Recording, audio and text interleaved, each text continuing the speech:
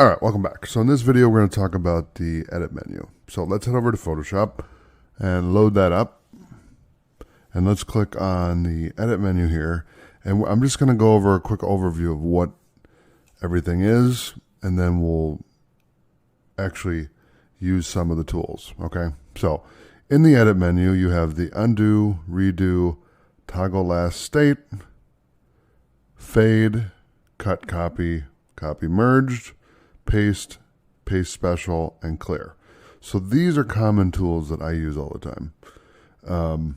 So let's hit Control N to create a new document. And we'll just do the default Photoshop size. That's fine. And what I'm going to do is I'm going to draw number 1, 2, 3, and 4. You don't have to do that if you don't want to. You can just follow along. So I want to show you what you can do here. So we can undo the brush tool or toggle last state. Okay, so if I hit Control Z, it's going to get rid of the dot, and then it's going to get rid of the 4. Or well, however I draw it, so if I hit Control Z again, it'll get rid of the dot and get rid of the number 3. Control Z, get rid of the dot, get rid of the number 2. Control Z, get rid of the dot, get rid of the number 1. Now, if I want to redo that, then what I'm going to do is I'm going to redo the brush tool. So we did the undo tool. Now I want to redo it. So we're going to hit Shift Control Z. So Shift Control Z. That's going to bring back the number 1. And then if I hit it again, then we'll get the dot. I'll get the number 2, and I'll get the dot. I'll get the number 3, and I get the dot. Every time I hold Control, Shift, and then hit Z, it brings everything back.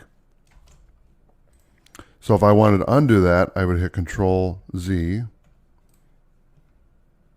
I'd hold Control and then hit Z, and that would undo it. But if I hit Shift and hold the Control button and then do Z, then I get it back.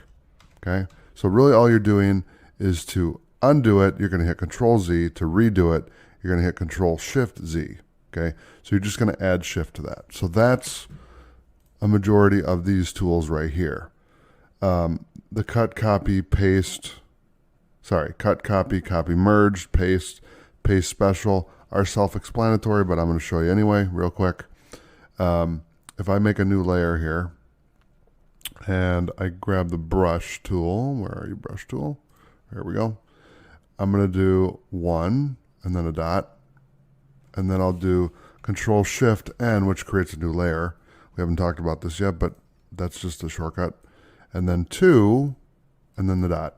Okay, so now, if I hit Control A, you see how this marquee tool is all the way around. It's the selection tool, and it's selecting the whole canvas, right? But really all it's doing is selecting this layer. So if I hit Control C, or do Edit, Copy, and then do Edit, Cut, or hit Control Z to undo that, and then hit Control X, then what I'm doing is I can create a new layer, Control Shift N, layer 3, and I'm going to hit Control Z, or no, V, I think it is. Yeah, there we go. Control V, that paste. So essentially what we did is we cut, copied, and pasted. Control X, so Control C to copy, Control X to cut, and Control V to paste. Okay, and then if you want to do a paste special, paste without formatting, paste in place, paste into, paste outside. So we could do paste in place. There you go. We got another one. Let's do one more. And it's right on top of the other one. So now we have a couple 2s, and I got 5 layers and the background. So search, you can search for stock content, learn content, Photoshop content. Okay. Check spelling. We don't have any errors because we have numbers. Find and replace text. I don't have any text to replace, but if you need that tool, it's a great tool. Fill. Okay, so it's not.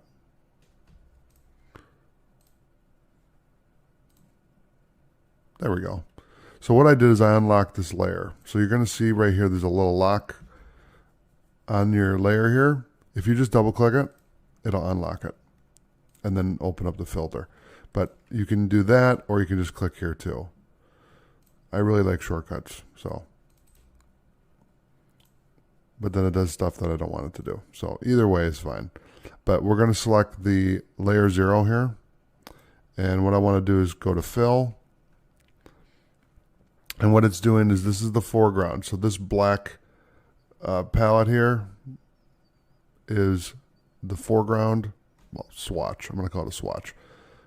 The foreground swatch is right here, and the background is white. So there's the background, there's the foreground. So this is one way you can do it, where you go there and then you can select a fill. The stroke, you can set it here if you want, but I recommend using the filter over here because there's a lot more options. And if you want to change the background and the foreground, so this is the foreground. So if you want to change that, just double click this and then go in your color picker and grab whatever color you want. Okay, I'm going to cancel that and then if you want to go to the background, just double click the white and then do the same thing. Change the color to whatever background you want, and it's super simple. And if you want to switch them, you just click this little button here and it'll switch back and forth, or you can hit X. That's what I like to use. X is really fast. So you just hit X and then it'll go back and forth, and then you can change the color whatever you want. Okay, we'll get into that later. But right now, so that's the fill and the stroke. Content aware fill, that's not active right now, so we're not going to talk about that too much. Content aware scale, puppet, wrap, perspective, warp, free transform. Okay, this is one I use a lot. So what this does, this selects the layer you're on, and then you can resize this. Now they changed this because it used to be I had to hold shift and do this. Now it's the opposite. You don't have to hold shift, you just drag, and it automatically will adjust the aspect ratio for you and keep it even. So it's a nice tool, but they just make changes on me, so I have to get adjusted.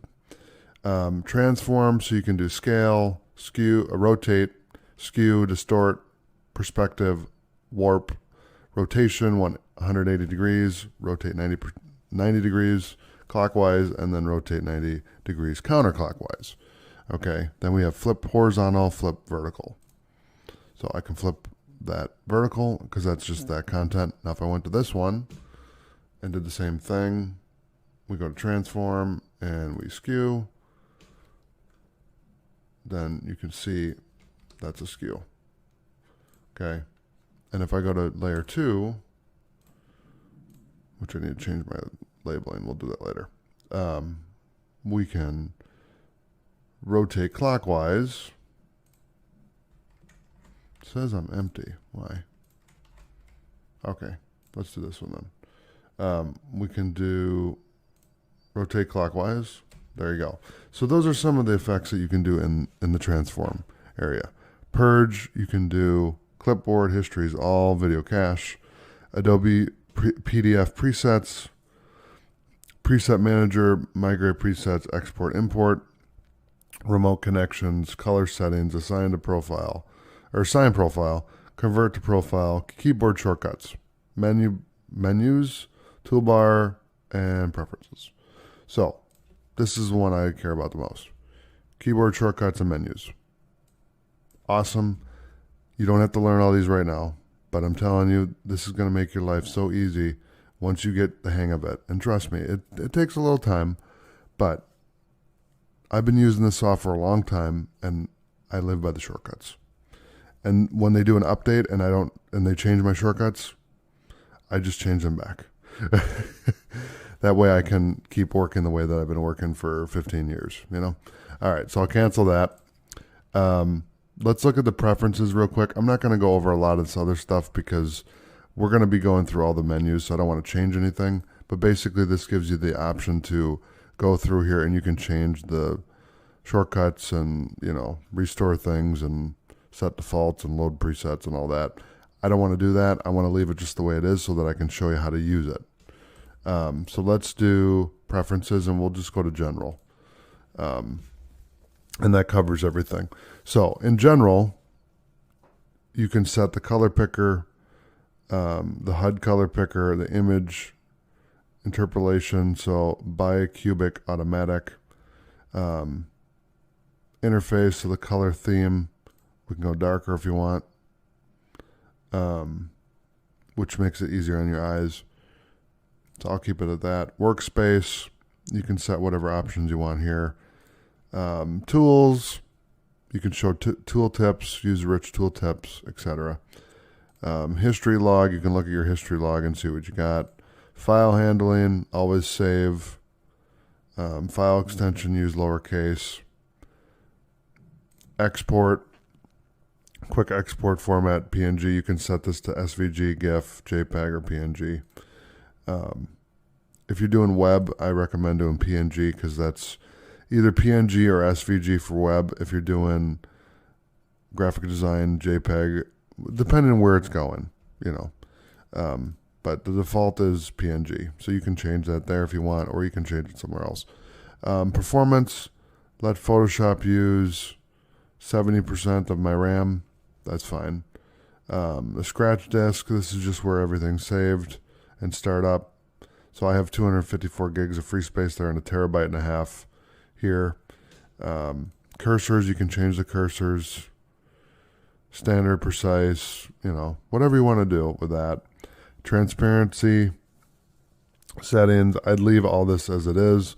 Units and rulers, I haven't even shown you the ruler tool, but I'll do that next. Guides, grid and slices, I'd leave that the way it is. Plugins, you can get plugins. Type options, so use smart quotes, enable glyph protection, show font names in English, use escape key to commit text, etc. 3D, same deal. We're going to use 100% RAM to do 3D rendering. I recommend doing that. Just make sure you have a lot of RAM so you can handle this if you're doing that. Technology previews. That's really it. So I'll close that out. Let me show you the ruler real quick. We're going to hit Control R, and that's the ruler. So you can see here that it's in, if I right click on it, we're in pixels. You can go inches, centimeters, millimeters, points, picas, I don't know what that is, percent. Okay, the one I work in all the time is pixels. That's all I do. So I have done inches as well, but I try to just keep it in pixels. Keep it simple. I see in pixels, I'm just saying, okay? So that's the edit menu. So thank you for joining me on this video. I'll see you in the next video. Take care.